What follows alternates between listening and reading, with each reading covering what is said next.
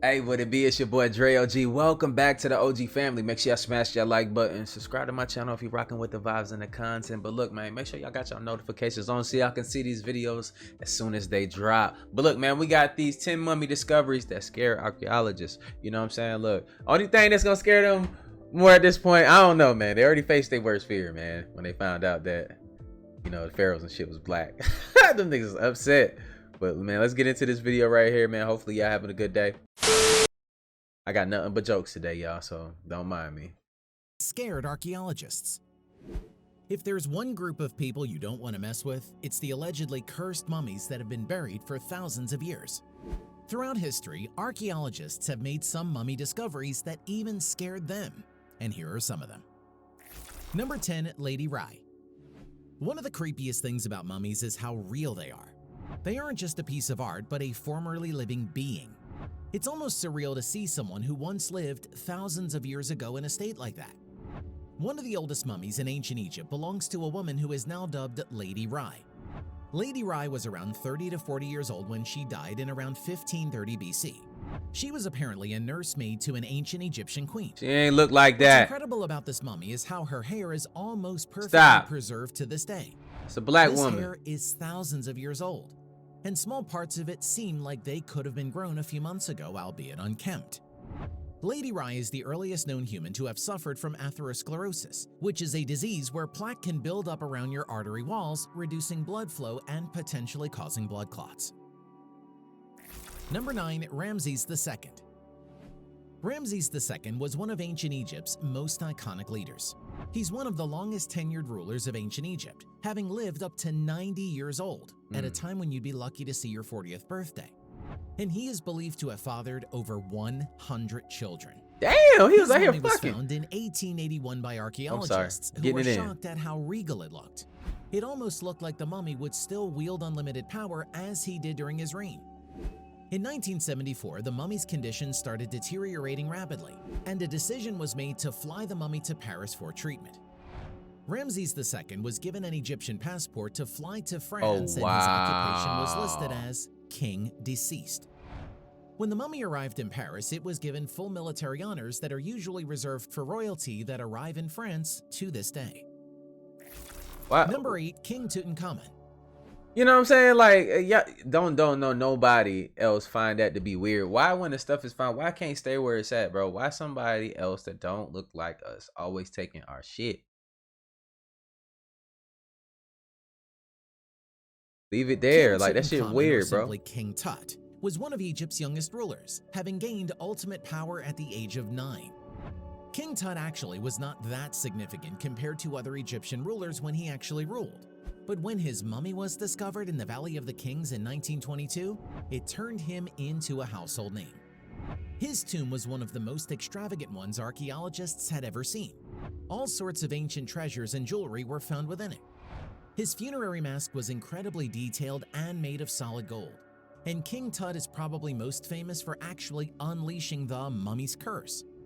Opening an ancient Egyptian tomb is thought to lay a curse upon whoever opens it. And the financier of the project to open King Tut's resting place, Lord Carnarvon, died within days of opening his tomb due to a mosquito bite. No way. Number This 7, bacteria that was Crocodile released Mummy. from one of those Crocodiles were a revered animal in ancient Egypt, signified by their strength and viciousness. The Nile River crocodile is one of the largest crocodile species in the world, as well as one of the deadliest. And ancient Egyptians even went as far as to mummify these crocodiles. It's believed that these mummies were used to signify the ancient Egyptian deity known as Sobek, who is usually depicted with the head of a crocodile. Crocodiles were also considered a symbol of fertility and speed by ancient Egyptians. What's even more amazing is that ancient Egyptians recycled papyrus scraps that they had previously written on to stuff the animals, leading to some never-before-seen ancient texts being discovered after the initial discovery of these crocodiles. Number 6, Gazelle Mummy. Crocodiles weren't the only animals that were mummified by ancient Egyptians. One of the best preserved examples of a mummified animal from ancient Egypt is this gazelle from the late period of Egyptian civilization. This gazelle was the pet of an ancient queen, and a loyal one at that. Archaeologists were shocked to see the care with which this gazelle was preserved. It was given the same treatment as one would expect of a mummy belonging to a major king or queen, and was given a royal burial no different to that of a human. Goes to show the significance that animals had in the ancient Egyptian empire. Number 5. Mud-covered mummy. Most ancient Egyptian mummies were covered in a thick resin shell to protect them from the damage of time. However, Australian researchers were shocked when they found a mummy covered with a thick layer of mud in southern Egypt. Mud was inexpensive, while resin was only available to the super rich. And this particular mummy shows how even Egyptian commoners were inspired by the mummies of the royals, and they tried to mimic the style using the resources they had available to them. This particular mummy was of a woman in her 20s who was placed in this coffin much later than when she died. Number 4. Infant mummies. There have been quite a few infants who have received the mummification treatment after their death in ancient Egypt.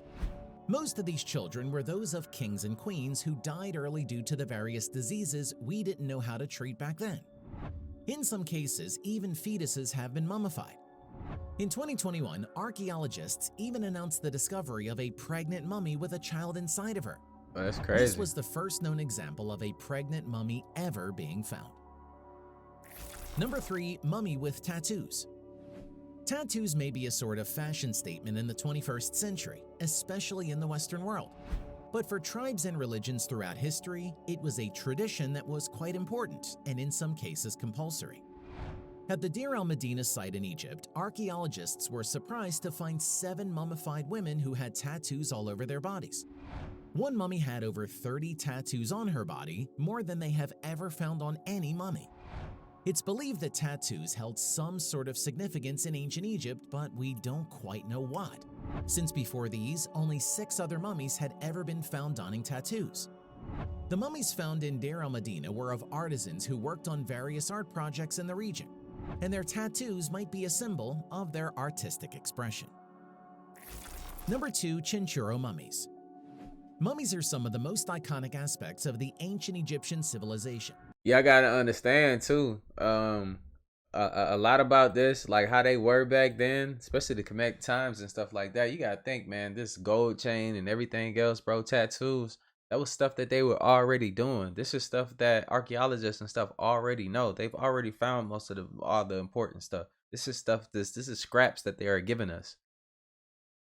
You get it? So they was already rocking gold chains and everything else. Nothing is new. Nothing is new. We just repurpose things.